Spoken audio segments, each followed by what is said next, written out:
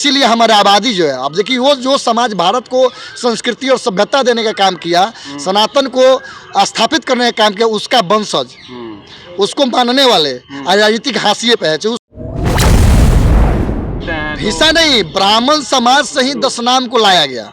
जो लोग शादी ब्याह नहीं किए उसको धर्म प्रचार पर निकल गए। इसी में से नागा साधु हुए, जिसको 50,000 आपको नागा साधुओं ने विद्रोह किया, जिसको सन्यासी विद्रोह, अंग्रेजों के खिलाफ लड़ के उन्होंने अपने को शहीद हो गए।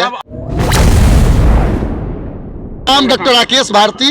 मैं अभी वर्तमान में तुरंत हम आज ही के बैठक में हमको युवा अखिल भारतीय गोस्वामी समाज के प्रदेश अध्यक्ष बनाया गया है।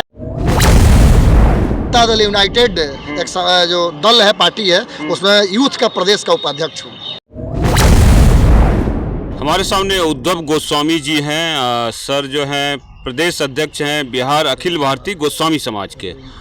तो आज इनसे हम जानने की कोशिश करेंगे कि सर आज जो आदि शंकराचार्य जी की आपने जयंती समारोह में यहाँ पर शिरकत किया है, तो कुछ बताएं। क्योंकि आज शंकराचार्य जी की जन्म उत्सव का दिन था, आज ही के दिन का मुहूर्त था उनका, इसलिए आज हम लोग हर साल मनाते हैं। हम लोग अखिल भारतीय गोस्वामी समाज की तरफ से, क्योंकि हमारे समाज के लिए उन्होंने हमारी पहचान बनाई और 4 मठ की स्थापना की उन्होंने, इसलिए हम लोग उनका ऋणी हैं और उनका हम लोग वो आदर्श मानते हैं। हम लोग को उनका हम लोग हर साल गोस्वामी समाज से आते थे शंकराचार्य। लेकिन बात यहाँ ये है कि शंकराचार्य जी का हिंदू धर्म को भारत की धरा पर पुनर्स्थापित करने के लिए भी जाना जाता है। तो क्या लग रहा है कि मतलब अगर शंकराचार्य जी नहीं होते तो यहाँ तो बौद्ध धर्म का राज होता, जैसा अशोक जी ने कर दिया था। बिल्कुल, आदि गुरु शंकराचार्य जी का चूँकि नहीं रहते तो पूरा विश्व, पूरा भारत बौद्धिक हो गया था।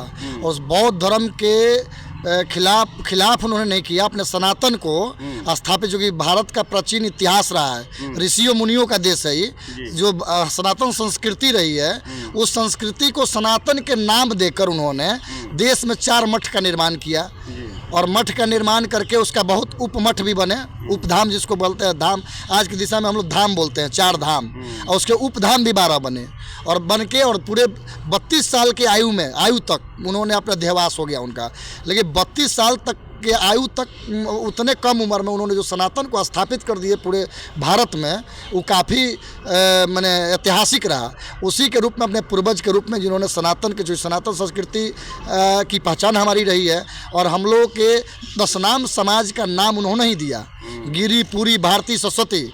जिस दिशा में जो गए प्रचार के लिए, धर्म प्रचार के लिए, उनको उस दिशा में नाम। जैसे मान लीजिए जो आदमी जंगल की तरफ गया उसको आरण्य बोला गया, जो शहर की तरफ गया उसको भारती बोला गया, जो पर्वत पहाड़ों पर जो चले गए प्रचार के लिए उसको गिरी बोला। गिरी माने पहाड़ होता है, पर्वत होता है। इसी तरह 10 नाम, हर जाति समाज में 7 कुड़ी और 7 वर्गीकरण किया गया है, लेकिन हमारे समाज में 10 नाम बनाया गया। और इसीलिए हमारी आबादी जो है, अब देखिए वो जो समाज भारत को संस्कृति और सभ्यता देने का काम किया, सनातन को स्थापित करने का काम किया, उसका वंशज, उसको मानने वाले राजनीतिक हाशिए पे है। उस समय लोकतांत्रिक पद्धति नहीं थी उस समय। आप तो ब्राह्मण समाज का हिस्सा माने जाते हैं। हिस्सा नहीं, ब्राह्मण समाज से ही दशनाम को लाया गया।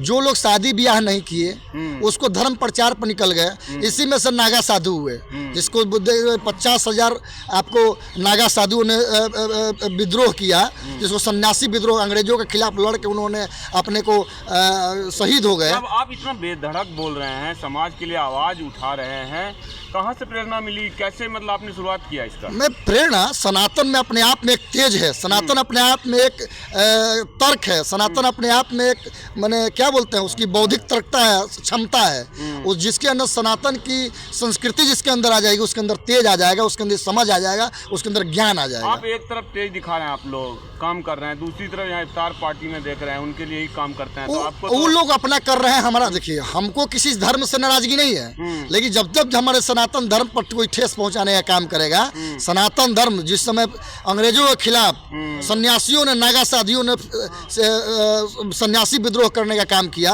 और अंग्रेजों के दांत खट्टे करने का काम किया, उसी तरह सनातन को हम लोग बचाने के लिए।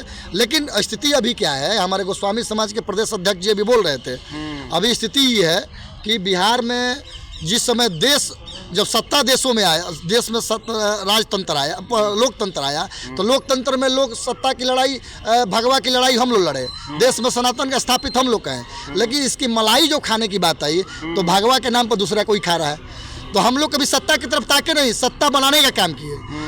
लेकिन आज क्या है, हम हाशिए पे हैं। आशिफ, ये बताइए, आप लोग इतना काम पहले भी किए, आप फिर आपके जैसे युवा ओजस्वी युवा आगे बढ़ रहे हैं। इधर बंगाल में देखिए क्या हो रहा है, कोई कुछ बोलने को तैयार नहीं है, सिर्फ हिंदुत्व की बात करते हैं। बंगाल में जो हो रहा है गलत बात है, नहीं होना चाहिए। चूँकि देखिए ये भारत में सब कोई रहता है, किसी से हम लोग को भेदभाव नहीं है। लेकिन जब होता है कि किसी खास वर्ग को पूछकर उसको चोट पहुंचाया जाए, बंगाल में भी वही हो रहा है, वही हुआ और कश्मीर में भी वही हुआ।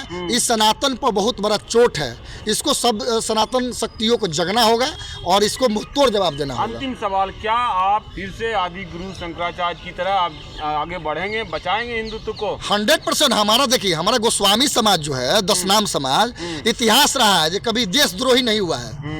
ये आदमी कभी खाने के लिए हो चाहे ना हो, पाकिट में पैसा हो चाहे नहीं हो, लेकिन वो आदमी राष्ट्र धर्म निभाने के लिए, राष्ट्र हित में और आपको सनातन हित में सदैव खड़ा रहता है। एक बार फिर से अपना नाम बताइए। मेरा नाम डॉक्टर राकेश भारती।